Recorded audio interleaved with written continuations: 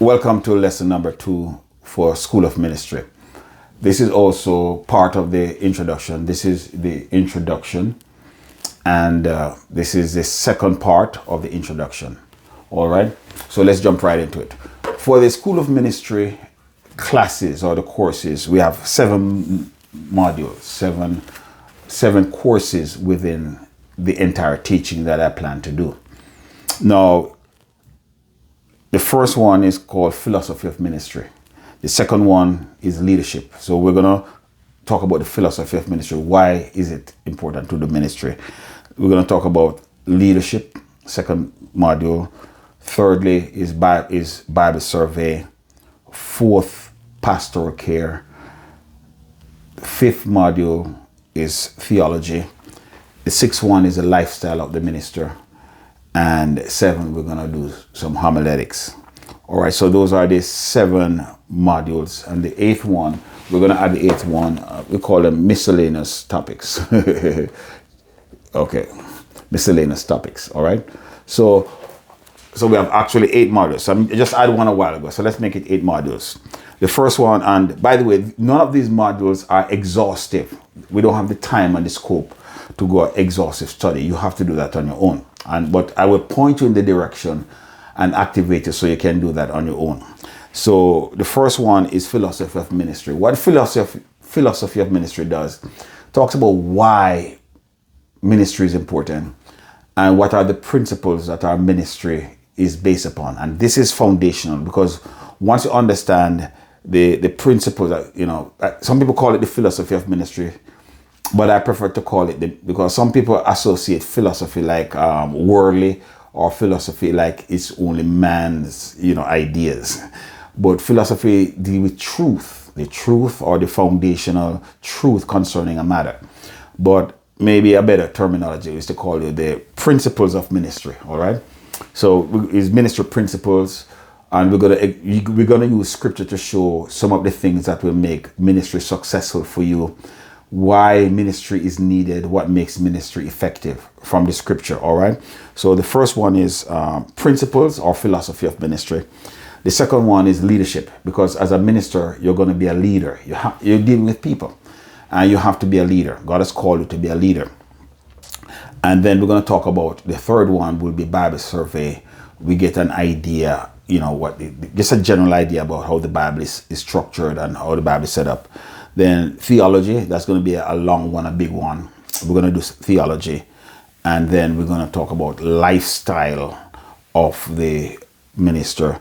Then we talk about homiletics. Then we have miscellaneous topics. In my past classes, what I would do like more than one module, at the same time. What I'm going to do, I'm going to focus on one module per time, one module. We finish one module, they will move to the next, and they will move to the next, and they will move to the next. All right, so we have to make sure that we get everything completed at that time. Now, the keys to success. It's up to you.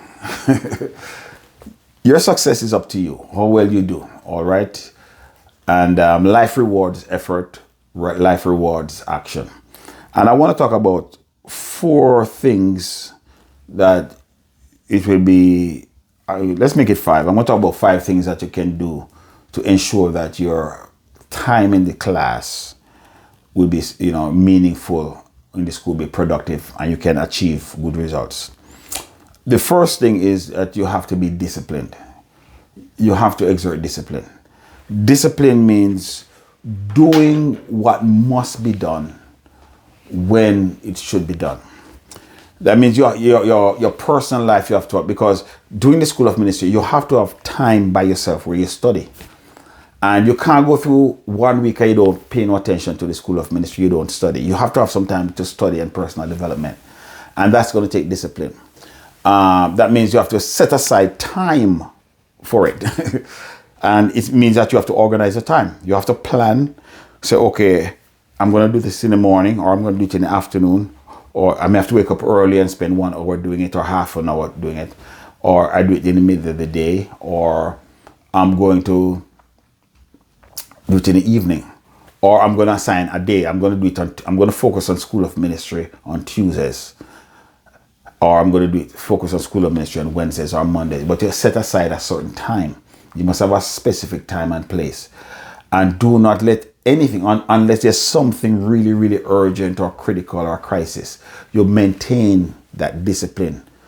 And because here's a challenge. You see, if you didn't have nothing else to do, it would be easy. But you have to go to work. You have responsibilities in your family. You have personal responsibilities. Sometimes your body don't feel like doing it. So we have so much things going on, and you can't do something when you have the time. You have to assign the time for it. You have to assign the time for it. That means you have to plan your day or plan your week and get a time factor that this is when I'm going to be doing this. And the discipline now is that you do what you must be done or what should be done when it should be done. That means if you do it on a Monday or in the morning or in the evening or in the afternoon or during your break time at work, you discipline yourself. Discipline is doing it when it must be done, how it must be done, regardless of how you feel. Because it's not every day you're going to feel like you want to do it or you can do it, because we're human beings. Our bodies feel. Sometimes they don't feel like doing it. Sometimes our minds are not at the right place. Sometimes our spirit is not the right place. And there's so many things happening. But you have to exert discipline. All right. And getting in that disciplined lifestyle, it means it takes some planning and assign the time. It's going to mean some personal organization. But with proper discipline, you can achieve it. And you have to make space and put time in for what is important for you. All right. So the first thing is discipline. The second thing is routine. Routine means that you develop the routine of doing it. That means it's something you do by routine. That means every Tuesday or every morning or every other morning, whatever time, but develop routine, not just in this, but in your whole life. Because if the rest of your life is chaotic, your whole life is chaotic, you're not going to have time to do the School of Ministry. If everything around you is crazy and your life is upside down, you're not going to have any time for School of Ministry. So doing School of Ministry and being a minister is not an isolated part of your existence. You have to organize your entire life.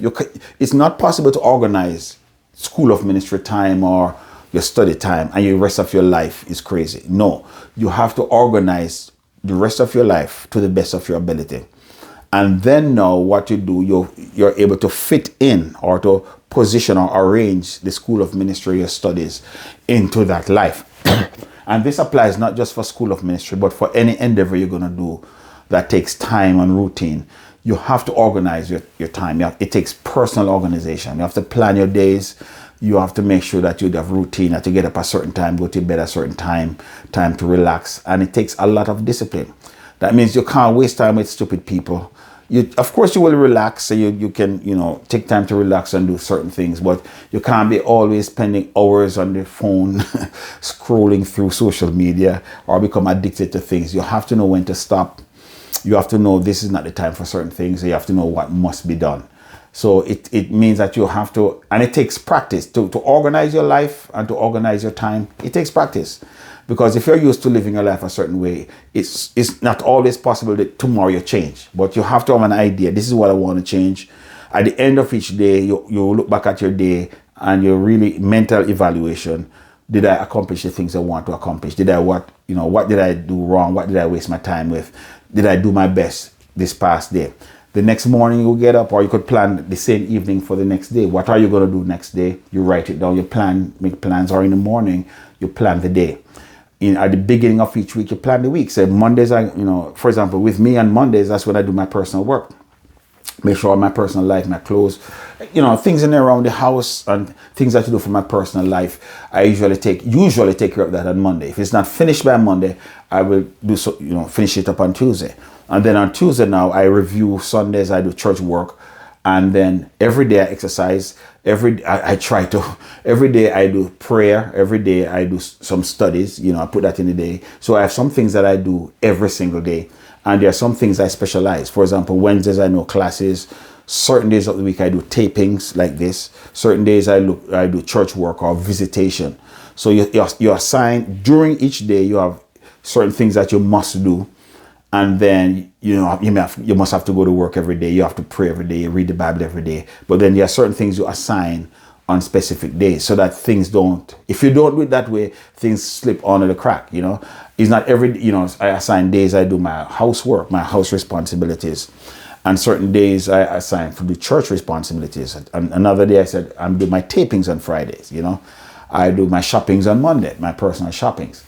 And I do my calls on a certain day. That's when I call, people in the church, plan and organize, I review the service. So there are certain things that you do daily, and there are certain things that you assign on a daily basis. Each Monday I do this, Tuesday I do this, Wednesday I do this. For example, Saturdays I know it's for my kids.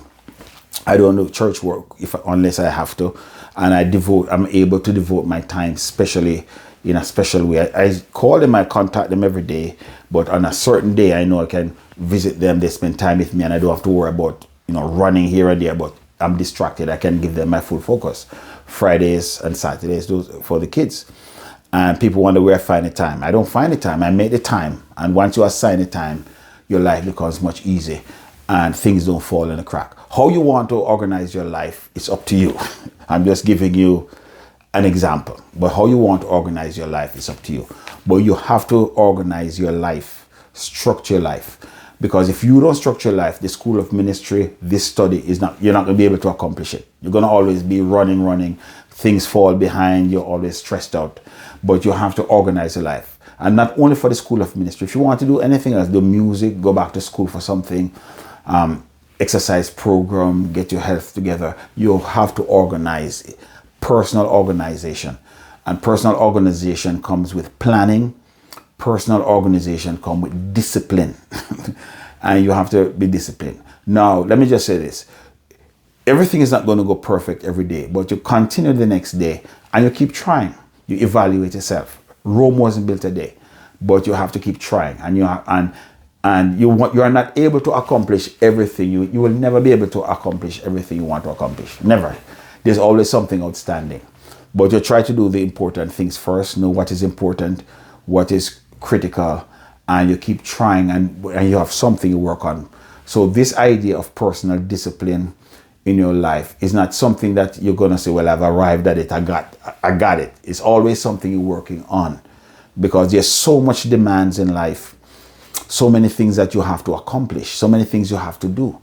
And you just have to try to organize yourself the best way and keep trying. And you should also have lists or write down what the things that you need to do. I usually write them on a notebook, or you can put it in your phone. Write down a list of things to be done in each area, so you can review the list, review your plans and ideas.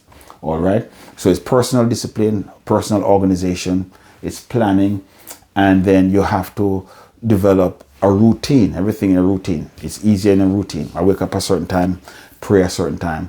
Of course, you can disrupt or change routine. You go on vacation, things change, but generally you must have a routine. You can't get up and say, let me see what I feel like doing. No, develop a routine, develop habits. If you're going to exercise, you exercise how many days per week, in the mornings, in the evening. It becomes easier when you have habits, you have routine, and put the important things in your daily habit, in your daily routine. And you take time for yourself as well to relax. But watch out for time wasters and people waste your time, things that waste your time, things that are meaningless. And be careful of drama. and people are always calling us for crisis. For people have crisis. There are people who don't know how to manage their life, and they create crisis in their life. They create drama. And what they want to do is to suck you in every time. No, you will help people, but there are times in which some people you really can't help, or you can only help at a limited time. If somebody's always taking time, wanting you to spend 2 hours, 3 hours on the phone and tending to their craziness or just wasting your time, you have to be careful. You have to manage your time. If you assign your time for that person, fine. That you assign a time for them, it's no problem. But if they're always disrupting your schedule and disrupting your routine, and they are a drag on you, you have to make sure, you have to let people know or train them. I don't have time for you right now, but there's a specific time I'm going to allot to you, because sometimes the people that are closest to you, the people who have access to you, the people who you love, sometimes they're the ones who will kill your routine, and they'll literally kill your ability to accomplish things, because they make so much demands on their time, on your time, and they try to do it not on your time. They want to demand on their own time, and so they will kill your future. So you have to be careful. You love people, you care for them, but make sure that the people around you know that certain time you can't. They're not 100. They don't have 100% access to your. They don't have free access to your time and to your attention at all times. That's what people have to know. Nobody is qualified to accept God to have 100% access to your time and attention at all times upon their demand, except God. If somebody has that, that's too much power for them. They'll drag you down, unless that person is willing to take care of you and to be responsible for you. But people will try to demand. They have crisis, and they always have drama, and they always be pulling on you at all times when you have things to be done. I'm not saying you shouldn't help them. You should try to help them if you can. But at the same time, if it's going to cost you your study time, it's going to cost you your future, to be late for work, to get in trouble at work, if it's going to cost you in terms of your life situation, then you have to say, no, I can't help you now, but I'm going to help you when I can. But most people want to be tyrants in your life, and to say, well, if you don't help me now, they cry or they make you feel guilty. But they have to take the help at your convenience. Of course, you're going to make sacrifice for them, but you can't kill yourself in order to satisfy the craziness. And sometimes these people, I don't know, I'm straight. Sometimes these people, they live their life crazy. They have no discipline in their life. They have no routine, and they live their life anyhow. And they don't want. And if you follow them, you're drawn into their madness and their crazy stuff. It doesn't mean you're not going to help people. You shouldn't care for them. But as much as possible, stick with your routine, stick with your discipline, and help people if you can. But you'll find that they're disrupting you, or the price that you have to pay is for your school of ministry, your study, your well-being, and your future. Then you have to let them know, I can help you, but I will help you when I can, on my terms and on my time. I'm still going to help you, but you got to wait until I get to you. All right? All right. And if you promise to get to somebody, please get to them and show concern for them. It doesn't mean you're going to be selfish. It doesn't mean you're not going to care for people. You should care for people, but people have to understand that they don't have 100% access to you all day, all night, in every circumstance. Not only access to you that way, access to your resources. Only God. All right. And they have to be qualified to get access to you that way. Let me just give an illustration of that, because I don't want us to feel as if you should be cold. You shouldn't consider people. You should consider people and be cold. But if the price, and if it's constant and it's really disrupting your life, it's time for you to pray in the morning and they're calling on the phone. I know you skip out your prayer life, and now you didn't pray for the day because they spent 1 hour on the phone. The next day they call you for 1 hour. The next day they're calling you for money. The next day you have to go somewhere with them. They have a crisis. They told them, did they put oil in the car? Did you put gas in the car? Yeah, you should make sure you have enough gas. And then they run out of gas on the road. Because if they had listened, they wouldn't have been in that situation. Now you have to drop everything, run to rescue them to get gas, and they're sucking you in their madness. That's all the stuff I'm saying. You have to be careful. You help, but there's a point in which they have to take help your way, not their way. A good story in the Bible illustrates this. The Bible talks that when Solomon was young, and one of the first tests that he faced was that there came two women before him. All right, 2 women before him, and what happened was that one of the lady, both of them have children. Okay, and one of the lady, she cared, but she didn't. For some reason, while the baby was sleeping, she lay on the baby, roll over the baby, and kill the baby. That means she wasn't careful as a mother. She wasn't cautious. She wasn't as, make sure to pay attention. She was just sleeping, enjoying her sleep at the expense of the baby. All right. In the middle of the night, and they were 2 close women. What she did was that she took her dead baby and exchanged that dead baby. She took the living baby of their friend who was sleeping, and she put the dead baby beside her friend and took the live baby of the friend. When the friend wake up, the friend realized she had a dead baby. She said, "This is not my child." The woman who killed her child has the live baby and claiming it's hers. And when they went before the king, now they're arguing because the woman with the dead baby said, "That's not my baby. You exchange it. You took my baby." And the other one is taking her live baby. And then Solomon said, to prove the worth of the mother, let's split the baby in half. The woman who killed her baby said, "Yeah, let's split the baby in half. Let's kill the baby." And the one who was the real mother said that, no, give her the baby, let the baby live. There are many lessons into that story. There's so much lessons. But one of the lessons is this. The woman who was not careful with her baby, who killed her baby, she was not just content enough to kill her baby, but she wanted to take the living baby for somebody else and give a dead baby to somebody else. So that the other person is in the predicament. That means she gave the dead baby to her friend. So now she put her friend in the predicament that she was in. But she don't want to suffer the consequences. She took the live baby of the friend, and now she has a live baby. There are people in your life, in your surroundings. They're not careful with their time. They're not careful how they spend their money. They're not careful with their future. They kill their future. They kill it, just like how the lady is not careful with the baby, her baby. She roll on her baby and sleep on her baby because she was into sleeping, and she was just enjoying her sleep at all costs and at the price of killing her baby. There are people who are not careful with their future. They kill their future. They are not careful with their health. They kill their health. There are people who are not careful with their money. They kill their money. They lay on their money and destroy. They destroy everything around them. But they're not willing to suffer the consequences. That's what happened. When the woman woke up and realized that her baby was dead, she was not willing to accept the consequences and say, I did this, I accept the consequences. She tried to make a switch. And there are people who mess up their life, mess up their future, create drama, mess up their relationship, but they're not willing to pay the price themselves. They want other people to pay the price. They mess up their finance, they mess up their future, mess up their life, and they want you to be the one to pay the price. So they exchange the dead baby. So now you're suffering while they're enjoying life. And they create confusion. And the difficulty was that the other friend was sleeping as well.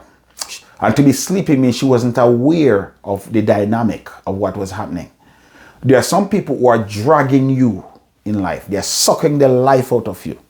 Sucking your emotion, your energy, your spirituality, and you're sleeping. And you're not aware. You have to wake up and realize that your baby is your future. Your baby represents your future. Your baby represents your future because the baby represents your future, right? And this woman killed her future and then she exchanged it with somebody else who was sleeping. If the friend was awake, nobody could steal her future. You have to be aware of the people around you, the dynamic of the people around you, especially those who are close to you, because there are people who will kill their future and they are not content to bear the price of killing their future. That's why try to give you a dead future. They will try to kill your future as well. So you suffer while they're enjoying life. They're not willing to suffer the consequences of their behavior. And if you are not aware of what is happening, that means you're blind, you don't see what's happening. Open your eyes and see. This person is killing you. This person is dragging you. You can't sustain it. You can't sustain them.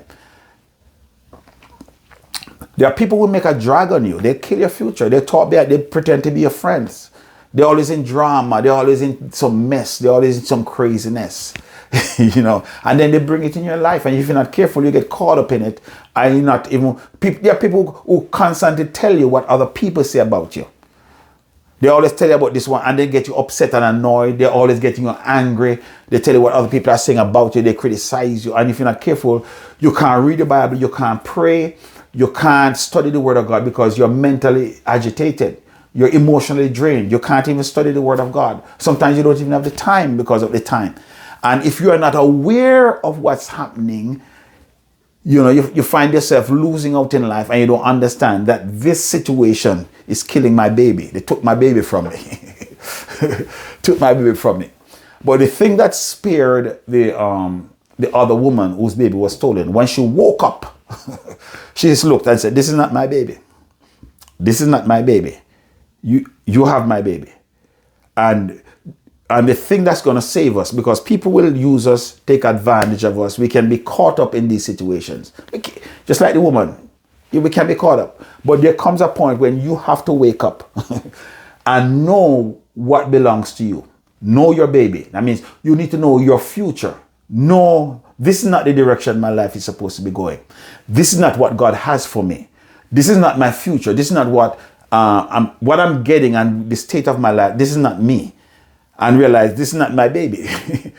And realize, and not only that, when she realized it wasn't her baby, she confronted the other woman. I mean, she has to speak up and say, no, I need what's mine.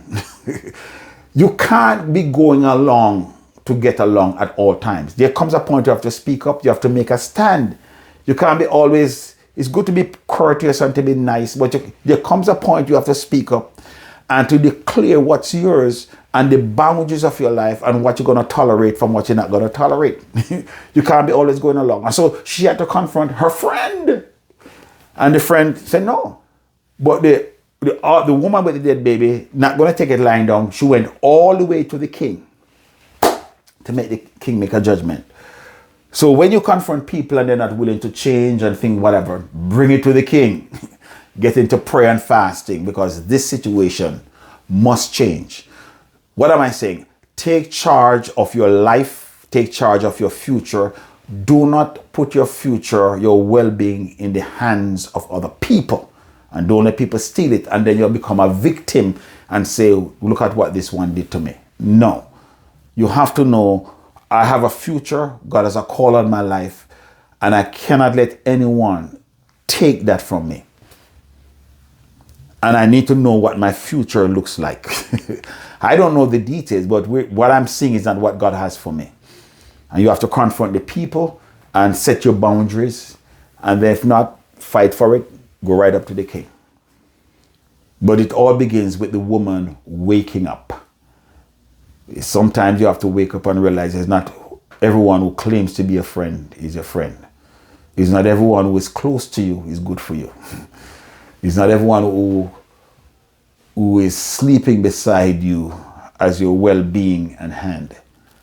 It's not everyone who is close to you is going to be giving to you. Some people will take from you or steal from you while you're not looking. But the day that you wake up, you begin to claim what's yours. Okay. So that's it in terms of time. All right. So here's it. We do the modules. We make sure that we do the things towards success. And lastly, practice the 8 habits of Christian discipleship. We believe that to be a disciple, to grow, to commit to Christ, there are certain habits you must practice, like personal devotion, forgiving, serving, coaching, and there are certain things that you must do on a regular basis, habits. And we identified 8 habits that if you do them, you will definitely be a mature Christian. And how can you be preaching and developing people when yourself a baby Christian? You have to be mature. So if you practice these 8 habits, you will be a mature Christian. So we encourage you that if you're part of the School of Ministry, you must practice the 8 habits of Christian discipleship. And you can't practice what you don't know. So you need to learn, discover, know what the 8 habits are, and you practice the 8 habits. And if you practice the 8 habits, you will be a mature believer, and you'll be able to help others in terms of that. All right? God bless you. Have a good day.